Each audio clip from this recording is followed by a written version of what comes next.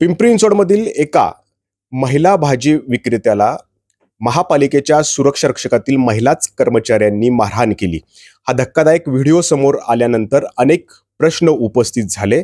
या संबंधित बोलण्यासाठी आपल्यासोबत अतिक्रमण विभागाचे प्रमुख मनोज लोणकर साहेब आहेत। साहेब, नेमकं काय घडलं होतं? ज्या पद्धतीनं मारहाण केली आहे ती खूप अमानुष पद्धतीची होती। या घटनेची माहिती घेतली 14 तारखेला, ज्यावेळी दापोडीमध्ये अतिक्रमण कारवाई सुरू होती। त्या कारवाई दरम्यान रस्त्याला अडथळा ठरणाऱ्या हातगाड्या तिथून हटवण्याचं काम सुरू होतं। ज्या महिलेबाबत ही घटना घडली त्या महिलेला हातगाडी काढण्यासाठी आमचा स्टाफ तिथे गेला असताना त्यांनी हातगाडी काढली नाही, त्यामुळे ती हातगाडी जप्त करण्याची कारवाई सुरू होती। तथापि त्या कारवाईला विरोध केला आणि त्या महिलेनं जी माहिती मिळेल त्यानुसार आमचे जे मजूर कर्मचारी किंवा सुरक्षा कर्मचारी जे आहेत, MSFचे जे जवान आहेत, त्यांच्याबरोबर त्यांची भांडणं झाली, हातापाई झाली आणि त्याच्यामधून हा प्रकार घडलेला आहे। या महिला नेमक्या कोण आहेत आणि ह्यांना आपण कशा पद्धतीनं पेमेंट वगैरे करतो आणि त्या कंत्राटदार आहेत की नेमक्या कोण आहेत? हे महाराष्ट्र सुरक्षा बलकडून आपण यांची नेमणूक केलेली आहे। आपल्या अतिक्रमण कारवाईसाठी यांना महापालिकेमध्ये नेमलेलं आहे। त्यांना महाराष्ट्र सुरक्षा बलाला आपण याचं पेमेंट करतो आणि त्यांच्यामार्फत त्यांना पेमेंट अदा केलं जातं। यांना डायरेक्ट महापालिका पेमेंट करत नाही।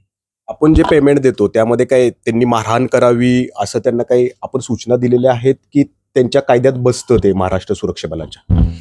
नाही, नियमानुसार त्यांची नेमणूक ही महापालिका कारवाई करताना कर्मचारी जे आहेत, महापालिकेचे कर्मचारी अधिकारी, त्यांच्या संरक्षणासाठी यांची नेमणूक केलेली आहे। हे कारवाई दरम्यान जशी आत्ता ही घटना घडली, अशा इतर घटनेमध्ये महापालिका कर्मचाऱ्यांना त्यांनी सुरक्षा देणं अभिप्रेत आहे। परंतु ही असली कोणती सुरक्षा होती ज्या पद्धतीनं त्या महिलेचा हात मुरगळणे, हे कुठल्या कायद्यात बसतंय, हे कुठल्या चौकटीत बसतंय की त्यांना कुणी अधिकार नेमका दिला? हे प्रश्न उपस्थित झाले त्या निमित्त। नाही, अधिकार असा दिलेला नाहीये। त्या संदर्भात चौकशी चालू आहे। चौकशी करून जे सुरक्षा बलचे जवान आहेत त्यांनी सुद्धा FIR दाखल केलेली आहे।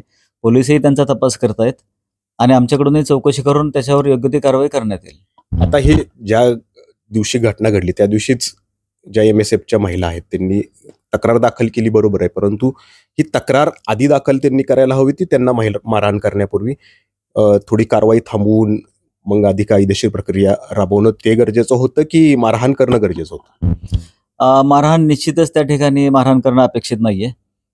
जी माहिती घेतली त्यानुसार त्या महिलेकडून आणि यांच्यामध्ये झालेल्या बाचाबाचीमध्ये यांनी सेल्फ डिफेन्समध्ये तशी मारहाण केली असं त्यांचं म्हणणं आहे, पण ती तक्रारी चौकशीनंतर नक्की काय घडलं हे समोर येईल। हेच असे प्रकार शहरामध्ये ठिकठिकाणी या ठिकाणी घडतात। खरं तर अतिक्रमण कुणाचंही असो त्याच्यावरती कारवाई ही व्हायलाच हवी, त्याला पाठिंबा देणं हे चुकीचं असणार आहे, गैर असणार आहे।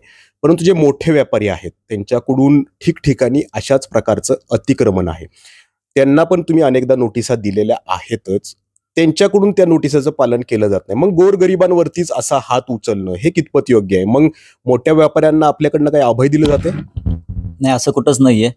कारवाई ही सरसकट केली जाते किंवा एखाद्या ठिकाणी कारवाईला गेल्यानंतर 10 गाड्या असतील तर त्यातल्या 4 उचलल्या, 6 सोडल्या असं कधीच होत नाही। कारवाईला गेल्यानंतर अगदी हातगाड्यांची गोरगरिबांचे तुम्ही उचलतात साहेब।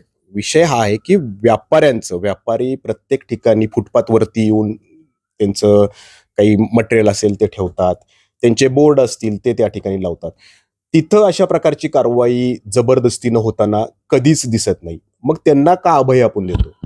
नाही, असं नाहीये। जिथं जिथं फुटपाथवर अतिक्रमण झालेलं आहे त्या सगळ्या फुटपाथवर कारवाई करताना कोणाला अभय दिलं जात नाही। फुटपाथवर काही त्यांचे जाहिरातीचे बोर्ड ठेवलेले असतात किंवा काही साहित्य त्यांनी बाहेर आणून ठेवलेलं असतं, तर कारवाई करताना ते सरसकट उचललं जातं।